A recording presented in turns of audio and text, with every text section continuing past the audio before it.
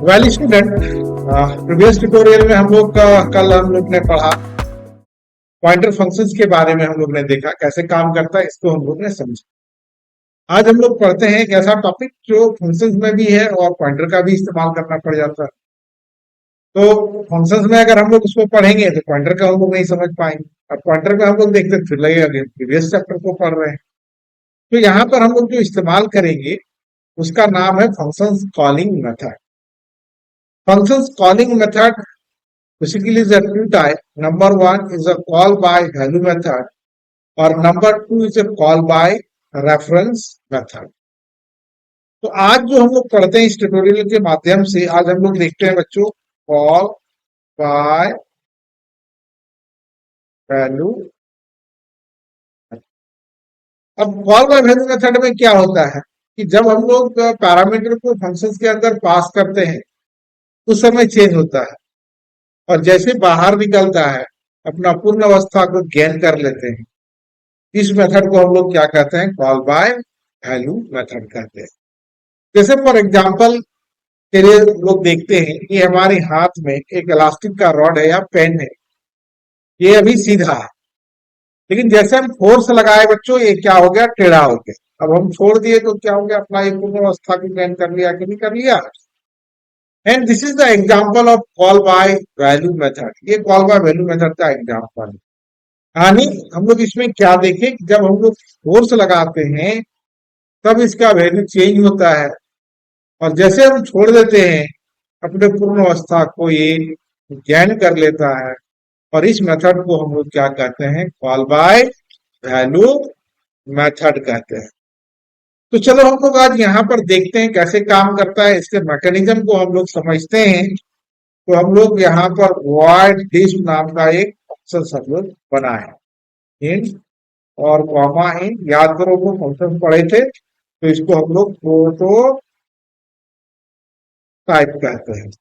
यानी एक हम लोग प्री इंस्ट्रक्शन दे दिए कंपाइलर को कि एक डिस्प नाम का फंक्शन बना रहे हैं जिसके अंदर हम लोग दो पैरामीटर हम लोग पास करेंगे और दोनों क्या होगा? इंटीजर होगा। ये हम लोग ने दे दिया।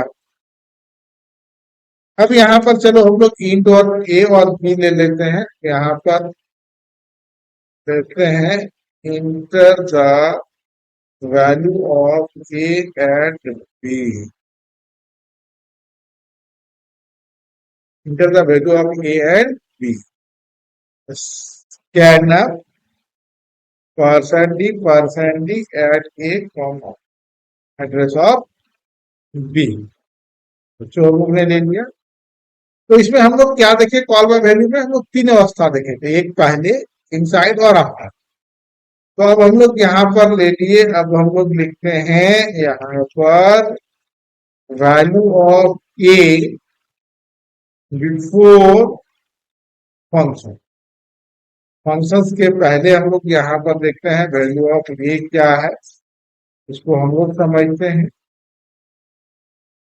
Print F value of B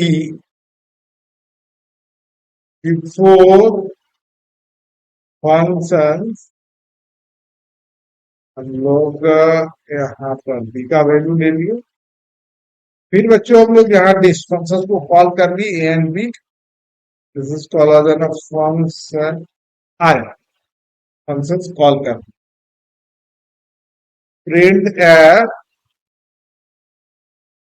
value of A after function %d a print f value of b after function %d b। ये ले लिया।